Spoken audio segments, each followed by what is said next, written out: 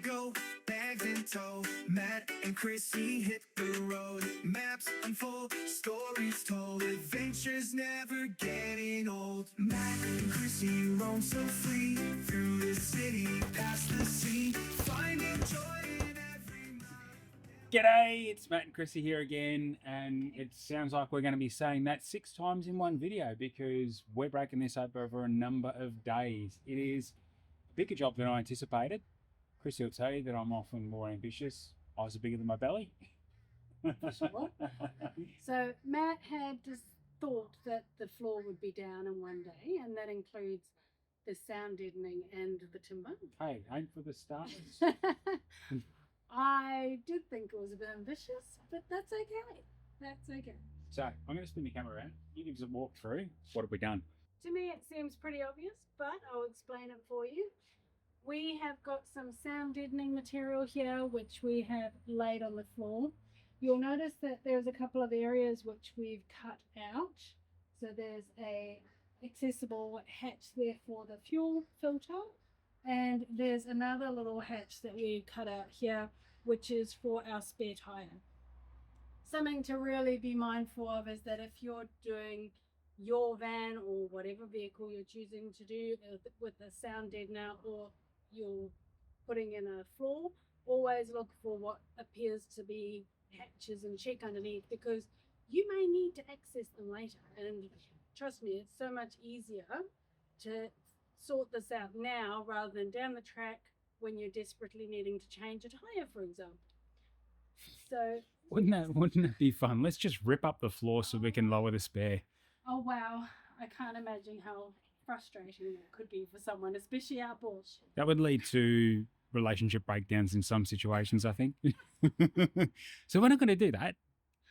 So yesterday we got probably 99% of the way there. This morning we've just done a few little areas which we missed last night. It was starting to get a bit late, and just an FYI, this foil is actually quite sharp, so you really want to be careful that you're not cutting your fingers to pieces. Yeah, paper cuts. Yes. I picked up one. Just one? Just one. Right, so I guess next we're going to start cutting our timber. We've already identified that the first piece needs to be about 1100 wide, which will come to here. And we're going to allow for a step at the front there, and obviously we'll need to cut around the wheel arches. So that's our first piece. Our next piece will go down the other side. Don't recall the measurements at the moment, but again that will come around the wheel arch, and then the final piece will be about here to finish it off. So let's get to it.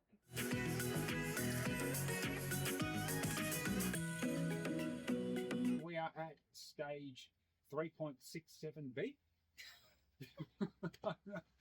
What we're looking at now is making sure that the inspection hatch that we're after for the fuel filter is correctly positioned. There's little support ridges that run along the inside of the vehicle that we've marked out with some masking tape. We'll show you that in a minute, but we're going to make sure that we've actually got the positioning on this piece of timber, which is currently upside down, lined up so that it is going to be positioned effectively.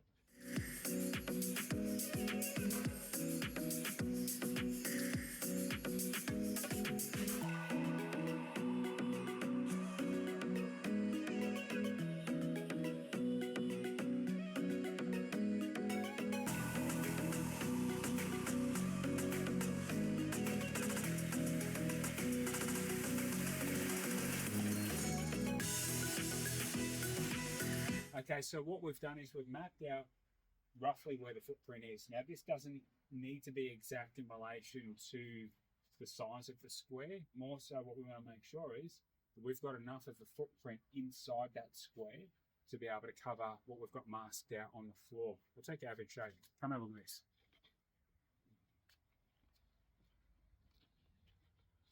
So what you can see what we've done here is that we've masked out roughly where this needs to be from a minimum point of view. Now, we'll measure our box and we'll come back and remeasure where our tape is here. because we need to make sure that we're sitting across the ridges. I've got a couple of crosses here where I'm going to put some 12mm ply down underneath that to help bulk that up. And that'll then mean that there's less of a sag opportunity in this area here, so we'll make sure that that's all well and truly supported. That way, a little finger hole or a little latch on there, we'll be able to lift up this cover, take it out, and then we'll be able to get to the fuel filter through there.